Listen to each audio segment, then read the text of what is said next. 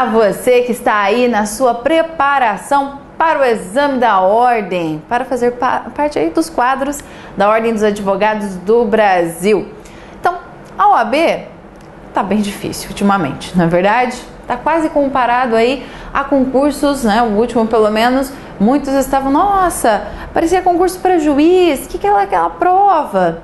Bom, dentro do direito civil, algumas dicas práticas. Durante a faculdade a gente passa aí os 5 anos estudando direito civil, certo? Certo. Aí a gente tem aqueles montes de livros para ler, aquelas doutrinas gigantescas em volumes, não é verdade? Pois é. Aí o que você faz para a OAB? Você vai reler tudo isso? Não dá tempo? Você tem muito conteúdo para relembrar, para reler, muitos detalhezinhos, ficar acompanhando o que tem de novo. Portanto, dentro do direito civil, você só tem que se preocupar com o código. Então, a banca, ela tem um perfil que vem sendo adotado aí nos últimos exames de cobrar muitas questões com base no texto de lei. Então, o exame da ordem, ele fica dentro do direito civil bem pautado no que no dia a dia a gente presencia como advogado. Ou seja, ela te apresenta questões muito práticas, situações, alguns problemas que você deve interpretar, né? Responder ali as alternativas, qual seja a solução correta, muitas vezes, para este problema, tudo com base no texto de lei. Então, se você tiver conhecimento do texto de lei, com certeza, tranquilo a prova. Você fala, poxa, mas o direito civil é enorme. Pois é, concordo. Mas tem um tema que é frequente, sucessões. O direito das sucessões é frequente nos exames da ordem. Ora a banca cobra a sucessão testamentária, ora ela cobra a questão da ordem da vocação hereditária, cobra alguns detalhes sobre a administração da herança, aceite e renúncia, é muito frequente. Então, sempre cai o tema sucessões, ali abordando sempre algo diferenciado.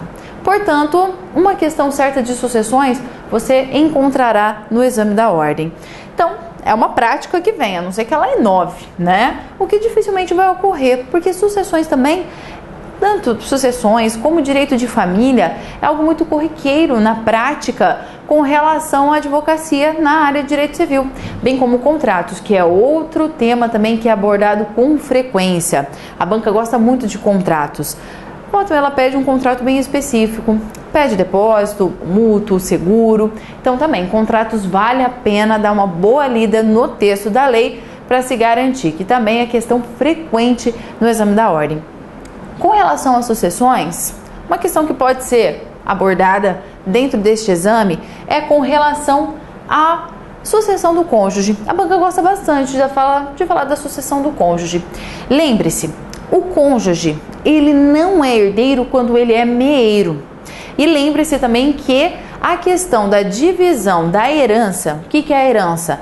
A herança é o conjunto de bens, direitos, obrigações, pretensões de ações, o que é possível ser transmitido, também as dívidas que o falecido, que o decujus tenha deixado. Então, o cônjuge, ele entra na herança. E lembre-se que o companheiro, ele acaba muito prejudicado. Perante o texto do Código Civil, é diferente a sucessão do cônjuge do companheiro. Mas a banca, ela gosta muito, ela pede, volta e me aparecem questões com relação à sucessão do cônjuge. Quando que o cônjuge é meeiro? O cônjuge é meeiro quando casado em regime de comunhão universal de bens, quando é separação obrigatória, cuida aqui da separação obrigatória. Uma coisa é eu decidir me casar sob o regime de separação de bens. Ou seja, eu e meu marido livremente acordamos, nós temos capacidade plena, a lei não nos impede de escolher o nosso regime de bem e assim a gente decide, poxa, não, vamos casar no regime de separação, cada um administra o seu bem, depois se a gente se divorciar, cada um fica com o seu e acabou. Agora, separação obrigatória são as situações que são impostas pela lei. Um exemplo, imagine que um viúvo e uma viúva, os dois com 80 anos de idade, por exemplo, desejam se casar. A lei impõe, um tem 80 e o outro tem 50. A lei impõe nessas situações que ele acabe, a partir dos 70 anos, sendo casado em separação obrigatória de bens.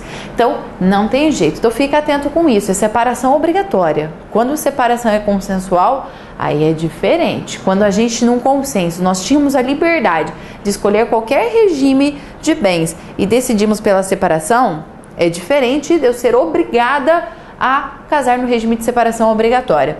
Também, quando existe a comunhão parcial sem bens particulares, porque o que a gente conquista na constância do casamento, eu sou a meeira. Então fique atento, se é casado em um desses regimes, não entra, tá ok? Aí o cônjuge meeiro, na separação universal, metade é dele, não vira o herdeiro. Na separação comunhão parcial, também metade é dele, ele é o meeiro. Aí o restante fica para ser dividido entre os herdeiros. Lembrando, claro que eu posso ser herdeira por ordem de vocação hereditária, né, questão da legítima, ou pode também ter por testamento, à disposição de última vontade do decujus, tá ok? Cuidado!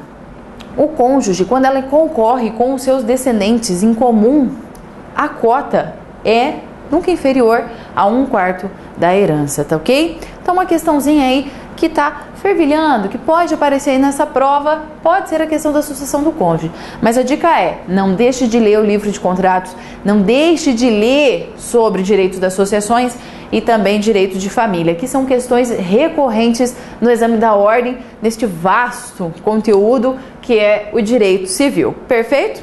Desejo para você uma excelente prova e que logo se torne aí nosso colega. Até mais, grande abraço!